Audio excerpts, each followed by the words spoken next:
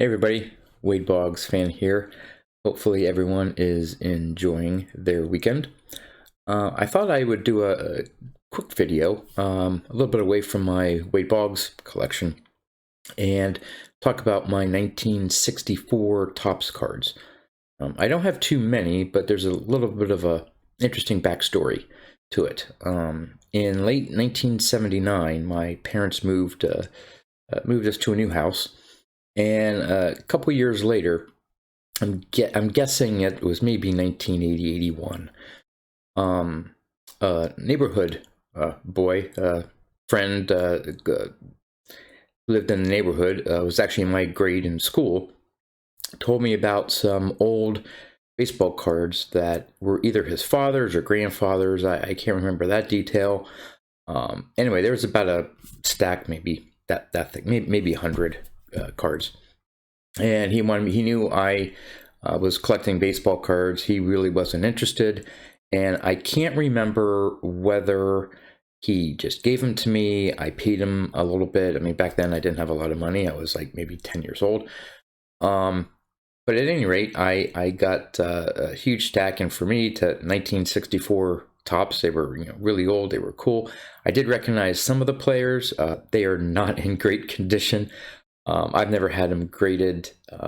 I bet you the best grade I'd probably get out of any of them is like a 2. They're beat up, as you can see. But at least they have an interesting backstory that I got these probably when I was either 9 or 10, and were given to me, and it just showed that these cards were definitely loved by someone who collected them prior to me. So let's go take a look at my 1964 Topps cards. All right, there are only 10 cards really that I have to show you of any significance in my 64 Topps cards, but we'll start off with a couple rookies. Ended up getting a Tony Oliva rookie card of the Twins.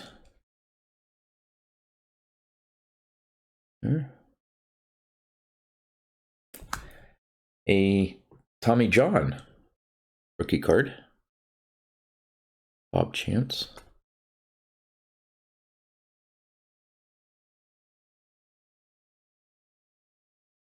And the last rookie is Lou Piniella. I don't know if you can tell here. There you can tell. I mean, this one card here has couple major creases. There's a crease up there. There's some paper loss. There's a crease there as well. Very beat up, off-centered. But hey, it's a Lou Piniella rookie card. Ink on the back. I mean, it's there. You can see the all the marks on it. And the next one is I think it was the first maybe 15, 20 cards in the set were highlights from 1963. And here is, I showed this one in a previous video as a tribute to Al Kaline, but this is the 1963 American League batting leaders. I like it because it has Corey Yastrzemski, but Al Kaline and Rich Rollins. Let's see here if I can make it out. Looks like Yastrzemski batted .321 to take the American League batting total. Then we have a 1963 National League pitching leaders. So these have some 3 Hall of Famers here: Sandy Koufax, Juan Marichal, Warren Spahn, and Jim Maloney.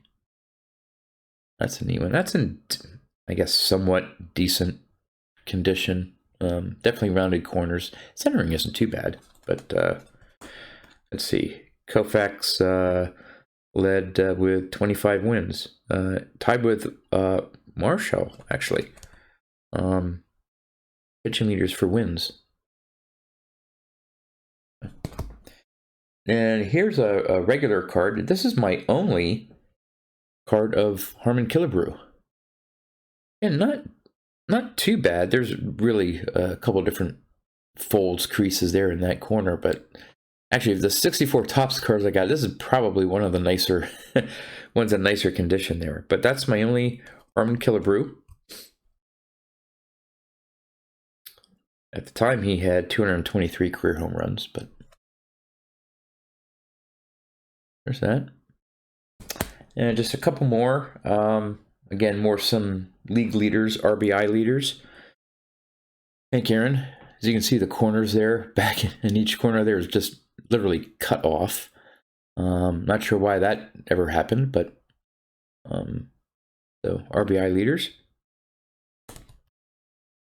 at 130.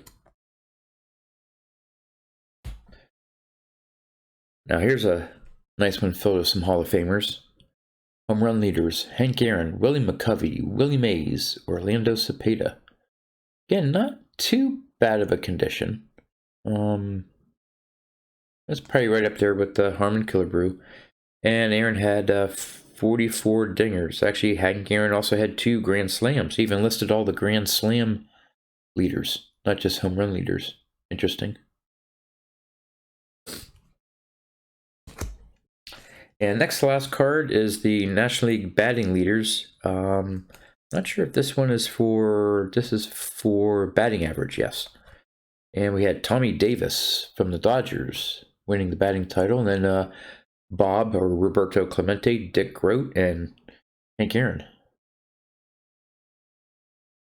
And the final card, again, is a single card.